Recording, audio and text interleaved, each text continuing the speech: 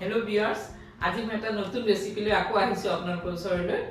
আজি মই আপোনালোকক এটা ডালি দি মই পিঠা বনাই দেখুৱাম।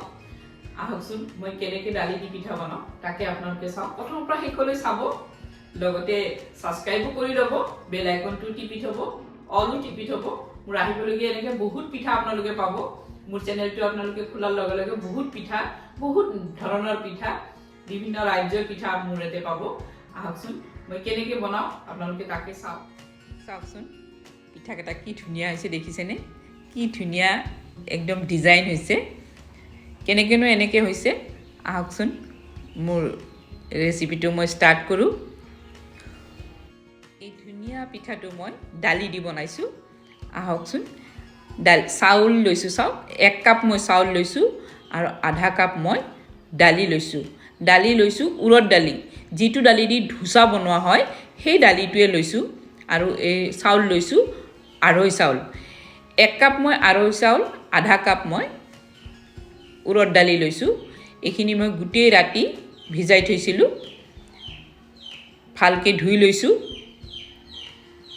8-9 ঘণ্টামান ভিজিব লাগিব, তেতিয়াহে ধুনীয়া এটা পেষ্ট হ'ব। নহ'লে কিন্তু ভালকৈ নিভিজিলে কিন্তু সেই পেষ্টটো নহয়, অলপ গুটি গুটি হৈ থাকিলে কিন্তু এই পিঠাটো খায়ো ভাল নালাগে, দেখাতো ভাল নালাগে। এতিয়া চাওক মোৰ এইখিনি মই এটা ছাইড কৰি থৈ দিলোঁ। এতিয়া মই মিক্সি জাৰ এটা লৈছোঁ। মই চাউল আৰু ডালিখিনি মই গোটেই ৰাতি 8 ঘণ্টামান ভিজাই থৈ দিছিলোঁ। ভিজোৱাৰ পাছত মই এতিয়া মিক্সিত পিচি ল'ম। বেলেগে বেলেগে পিছাৰ কোনো দৰকাৰ নাই, একেলগে পিচিব লাগিব। মই একেলগেই পিচি লৈছোঁ। আপোনালোকে বেলেগ বেলেগে কৰি পিচি ল'ব পাৰে, কিন্তু একেলগে পিচিলে সময়ো কম লাগে। গোটেইখিনি মই ডাঙৰ মিক্সি জাৰত দি দিছোঁ, ডালিখিনিও দি দিছোঁ, চাউলখিনিও দি দিছোঁ। কিন্তু 1 টোপাও এতে পানী নিদিব। যিহেতু মই গোটেই ৰাতি ভিজাইছোঁ, 8 ঘণ্টা ভিজাইছোঁ, একদম স্মুথ হৈ যাব পেষ্টটো। গতিকে পানী একদম নিদিব। পানী নিদি কিনে মই পিচিলোঁ। পিচি চাওক, মিক্সিত পিচি ল'লোঁ। পিচিলৈ একদম চাওক, একদম স্মুথ এটা পেষ্ট হৈছে, দেখিছেনে? একদম কিন্তু পানী দিয়া নাই, পানী একদম নিদিব। পানী নিদিয়াকৈ পিচিব লাগিব। আৰু যদি দৰকাৰ পৰে মই পাছত পানী দিম।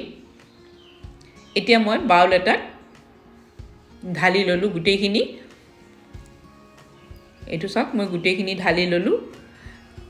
এতিয়া মই হাতেদি অলপ সময় মই হাতেদি 3-4 মিনিটমান হাতেদি মই ভালকৈ ফেটি ল'ম। এনেকৈ ফেটি ল'ব। ফেটি ল'লে ফ্লপি হ'ব বস্তুটো, বেটাৰটো খুব ধুনীয়া ফ্লপি হ'ব। এনেকৈ গোটেইখিনি মই 5 মিনিটমান মই ঘুটি লৈছোঁ। ঘুটি লৈ ভালকৈ ঢাকন মাৰি থৈ দিব। মোৰ ক্লিন ফ্লেম আছে কাৰণে মই ক্লিন ফ্লেমত মই মেৰাই থৈ দিছোঁ। মেৰাই থৈ মই একদম গৰম জেগাত মই 4-5 ঘণ্টামান থৈ দিম। 4-5 ঘণ্টামান থৈ দিয়াৰ পিছত একদম ধুনীয়া ছফ্ট আৰু ফ্লপি হ'ব। এতিয়া মই এইটো চাওক, মোৰ এই পাকঘৰৰ খিৰিকীৰ ওচৰতে মোৰ ৰ'দ পৰে, তাতে মই থৈ দিম। এইটো 3-4 ঘণ্টামান থৈ দিম। এতিয়া চাওক তেনেকৈ থৈ দিলোঁ। এতিয়া মোক লাগিব ইয়াতে হালধিৰ পাত। মই হালধিৰ পাতেদি মই এই ৰেচিপিটো বনাম। মোৰ গছ আছিল 2ডালমান। গুৱাহাটী চহৰত ক'ত পাম, মোৰ ঘৰতে মই 2ডাল গছ ৰোৱা আছিল, তাৰ পৰা মই হালধিৰ পাত কেইটামান লৈ আহিলোঁ। সমান সমান হালধিৰ পাত হ'লে বেছি ভাল হয়। মোৰ কেইটামান ডাঙৰ আছে, কেইটামান সৰু আছে। পিঠাকেইটা মোৰ সমান নহ'ব, তথাপিতো মই লৈ আহিলোঁ। লৈ আহি ভালকৈ ধুই ল'লোঁ। ধুই লৈ মই সৰু সৰু যে পাতকেইটা আছে সেই পাতকেইটাৰ লগত ধুনীয়াকৈ ডাঙৰ পাতকেইটাও কাটি ল'লোঁ। একদম চাইজ কৰি কেনেকৈ কাটিছোঁ চাওক, চালেই গম পাব আপোনালোকে। এতিয়া পিঠাটো বনাবলৈ মোৰ গুড় লাগিব। মই গুড় লৈছোঁ। গুড় মই 1 কাপৰ বেছি লৈছোঁ। লৈ মই 1 চামুচ পানী দিছোঁ। পানী দি মই ভালকৈ গৰম কৰি লৈছোঁ।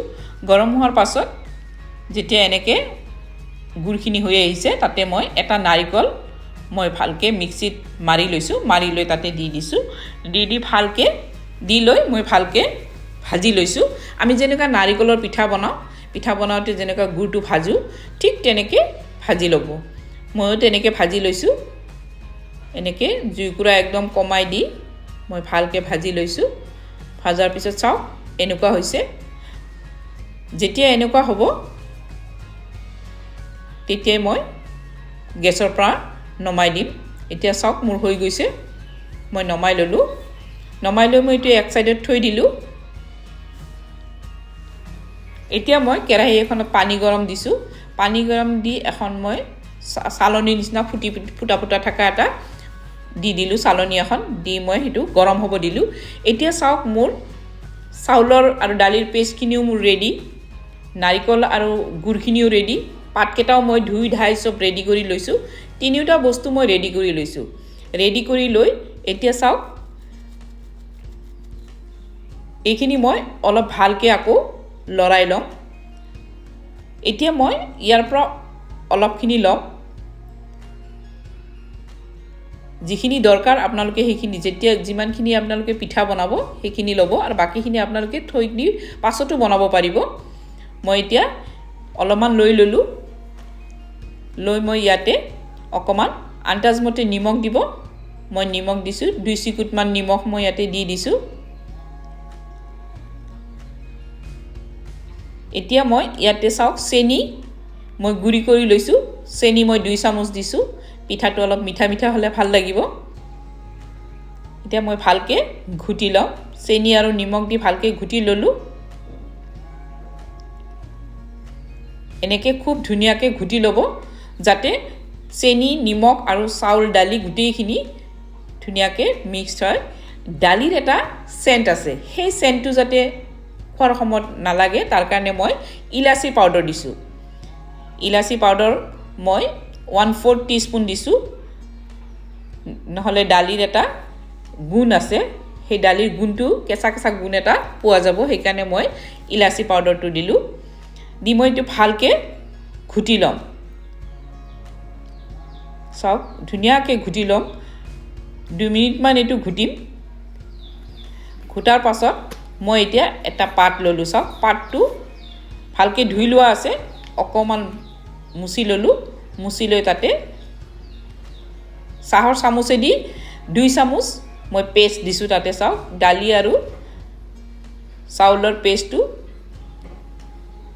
2 চামুচ দিব 2 চামুচ দি ভালকে ৰাউন্ড কৰি লম ৰাউন্ড কৰি লৈ তাতে নাৰিকল আৰু গুৰৰ ভাজাখিনি দিছো দি চাব মাজত হালধি পাতৰ যেটো মাজৰ এডাল খিৰা আছে সেই খিৰাডাল এনেকৈ টানি আনি ওপৰত উঠাই দি সাইড কেটা এনেকৈ টিপি দিব মই যেনেকৈ টিপি দিছো তেনেকৈ টিপি দিব যাতে সাইড কেটা ধুনিয়াকে আঠা লাগি যায় আকৌ কেটামান মই দেখাই দিছো আকৌ মই এনেকৈ 2 চামুচ দিলো যেহেতু মোৰ পাত কেটা সৰু মোৰ পিঠা কেটা ইমান ডাঙৰো নহব আকৌ মই তেনেকৈ নাৰিকল আৰু গুৰৰ মিশ্ৰণখিনি দিছো দি আকৌ মই তেনেকৈ উল্টাই দিছো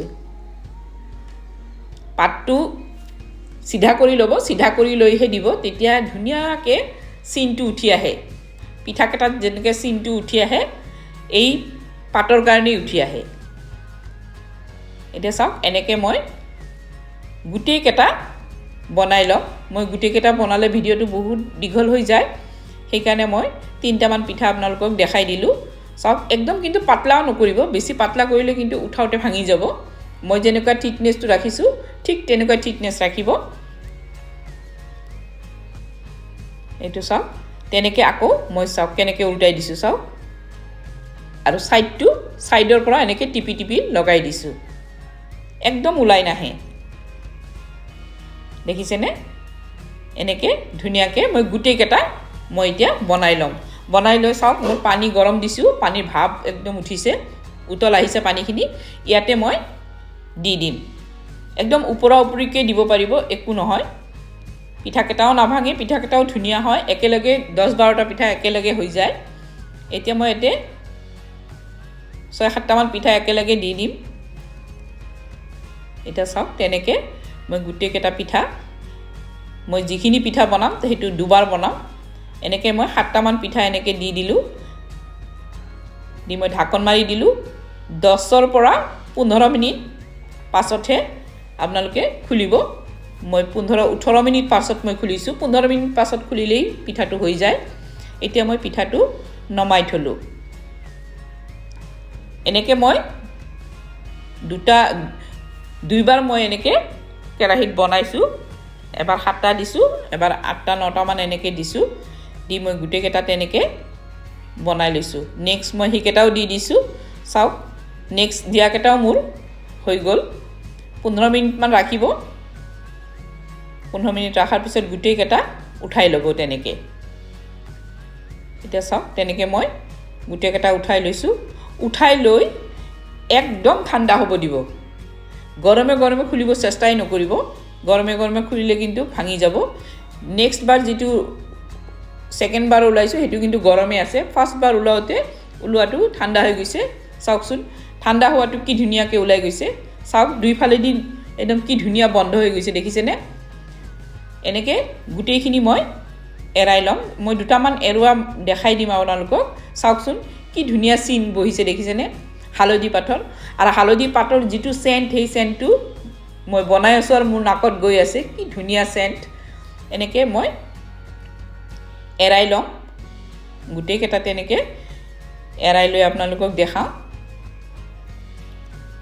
এতিয়া চাও তেনেকে গুটেইখিনি পিঠা মই তেনেকে এৰাই ললো এতিয়া চাও এই গুটেইখিনি পিঠা যেনেকে বনাইছো ঠিক তেনেকেই বনাব বনাই এনেকেও খাব পাৰিব আপোনালোকে ঘৰত আলহী আহিলেও দিব পাৰিব নিজেও খাব পাৰিব কিন্তু চাওক এই যিবিলাক পাত পেলাই দিয়া হৈছে সেইবিলাক পাত পেলাই দিয়ে সেইবিলাকতে আকৌ নেক্সট দিব পাৰিব এটা পাততে দুবাৰকে দিব পাৰিব মই দুবাৰ ইউজ কৰিছো এতিয়া চাওক পিঠা কেটা কিন্তু খুব ধুনিয়া হৈছে দেখিছেনে কিন্তু ইয়াতে এটা কিন্তু আছে যদি আপোনালোকে ষ্টাইলিশ পিঠা বনাব বিচাৰে তেতিয়া এখন কেচি লব কেচি লৈ সাইড কেটা ধুনিয়াকে কাটি দিব মই যেনেকে কাটিছো চাওক দেখিছেনে খুব ধুনিয়াকে কাটা যায় এনেকে মই পিঠা